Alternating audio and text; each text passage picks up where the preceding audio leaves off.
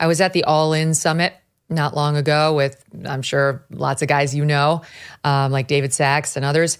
And they were asking me what I thought we should do to change politics and just how messed up they are. And we talked a little bit about Citizens United and how much money funnels into politics. But I said to them, I just really think bottom line, because they said, well, if you could wave a magic wand and change the political system or add a constitutional amendment, what would you do? And I said, I just really don't think the answers are coming from there. I said, I think they're coming from places like this audience that we were sitting in front of. People outside of the political system who are problem solvers. And that leads me back to you. So you start with this website, USAFacts.org, where you're trying to restore a belief in facts, that there are facts that we can agree on, filter 10 times over. It's just keep filtering to try to get out biases and slants and so on. How do we expand this to a place where we can problem solve when it comes to things like the debt that we're about to shove on our children? Both candidates, big on spending, big, right? How do we do something like that, Steve? I think first of all, you go all the way back to civics classes, which is what they were called when I was in school. It's good to educate people. We have 3 branches of government. We have checks and balances, but without any sense of what government looks like by the numbers, how are we really educating our kids to participate in the political process? So I think, even going back to education, and we're thinking a lot about how we get our stuff into a form that it can be relevant in high school. I talked to a high school teacher, somebody I happen to know, and they're using some of our videos. And I was real proud, but it got me stimulated to think again about going all the way back to high school education, if you will. Number 2, I really think our political leaders, there should be almost a mandate that they all read and agree with some fundamental set of facts. When I was CEO of Microsoft, the SEC makes you sign a document.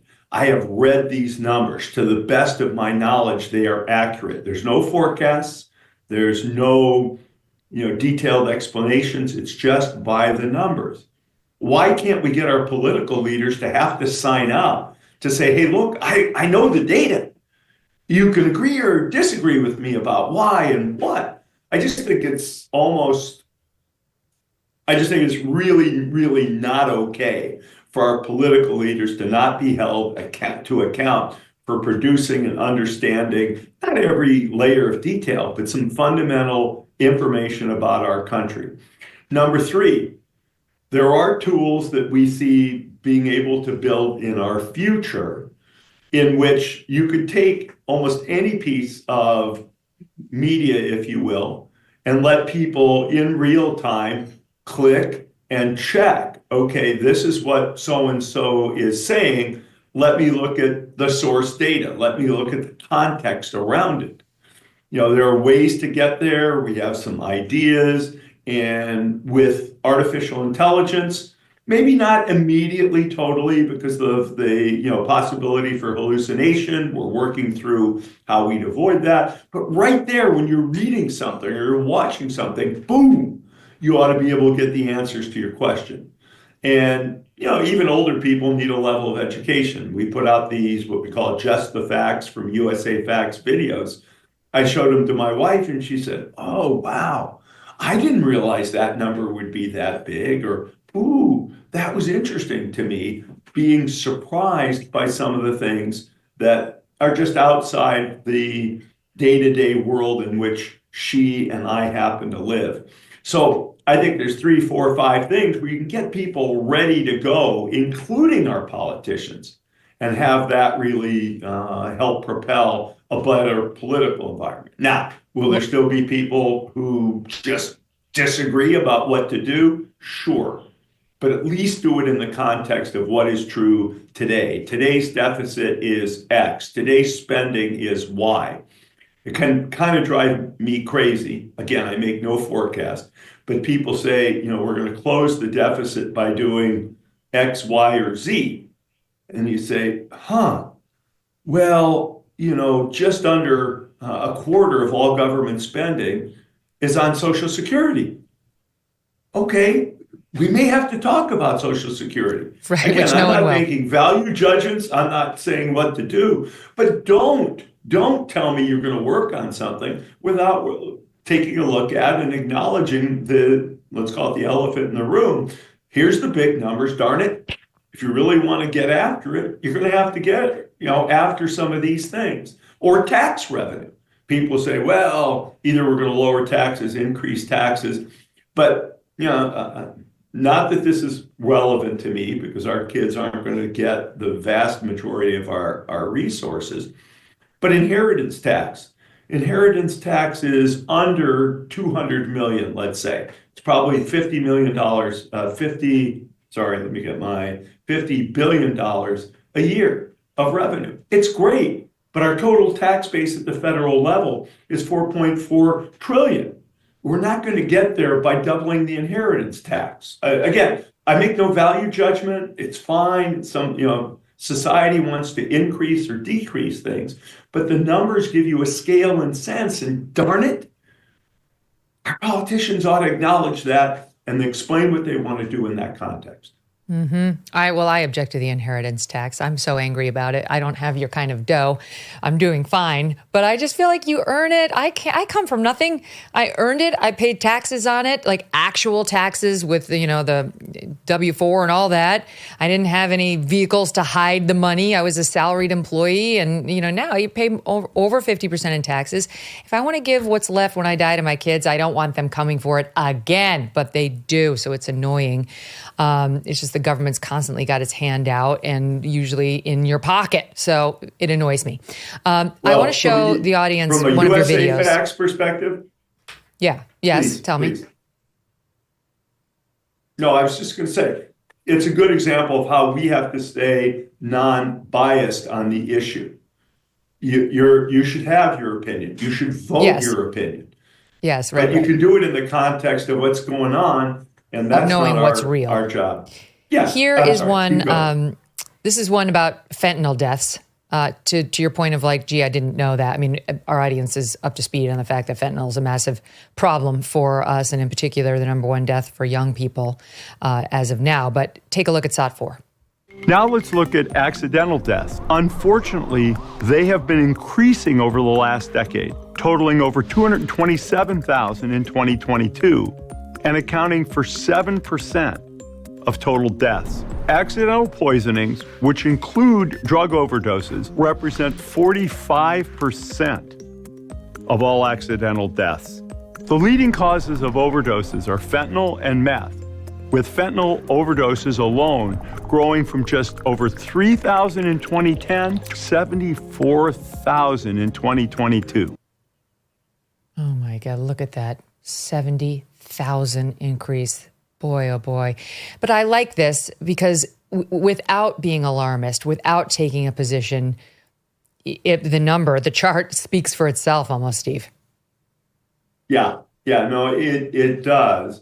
If we had more than 15 minutes of our video, you can also get the context. It's not just that fentanyl deaths are growing, but they're not replacing. It's not like people used to overdose from X and now they're overdosing from fentanyl. The surge, is about a factor of, I don't know off the top of my head, let's say the surge is almost a factor of 15 in terms of total overdoses. So it's not like, okay, people were dying for heroin and now the same number of people are dying from fentanyl. It is clearly a crisis. And we see the same thing actually with meth, huge adjectives. I'll give you the numbers if you like, but there is a relatively in context large growth also in meth and in cocaine, ironically. And most other forms of accidental death are shrinking. But the explosion in fentanyl and meth is really overwhelming us. And it's, from my perspective, that I think I could say in a nonpartisan way is tragic. Yeah. Well, let me take a step outside of USAFacts.org for a second and ask you, as a human, as an American, why you think this is. I mean, why you think fentanyl's going crazy and young people more and more are trying these experimental drugs, and they're trying other drugs that they don't know have fentanyl in them. It just seems like you've lived in America your whole life. You went to college. You came of age in a very stressful industry. So what is it about now that's leading to those kinds of numbers, do you think? Yeah, I'll give you, again, as a human being, not as a USAFacts person at this stage. I think the first thing, and people don't always process this, if you take an economics perspective, supply is easier. The ability to get supply, whether it's fentanyl or meth, that has exploded. And so now we sort of see more what a balance between supply and demand looks like. So I think as supply is up is actually an important part of this. Demand is interesting. Are kids under more stress today? How should we think about that? I mean, by the numbers, the rates of depression amongst young people 18 to 25 and 25 to 34 have increased, and they're higher than they are for older people, but that could possibly be just people don't admit in the same way that they are depressed. But stress / anxiety / depression probably drives demand. Again, Steve Ballmer guess. And certainly the supply of the drugs, I think, is an important aspect of the expansion. What role do you think, not Microsoft, I know everybody always brings up the fact that you didn't think the iPhone was going to be a big seller at $700, but I forgive you. That's fine. At $700, I might have been right, but I wasn't right in terms of them getting it subsidized. So yeah, right. Well, that was a competitor. Steve Jobs had an idea. He was an eccentric character. How are you to know? But a lot of people think it's this device, right? It's this device, and in particular, social media, that's doing it with our kids. That's making them depressed and, of course, ironically, more disconnected and lonely than ever before. It's certainly not the way that you or I grew up. Could be. It could be.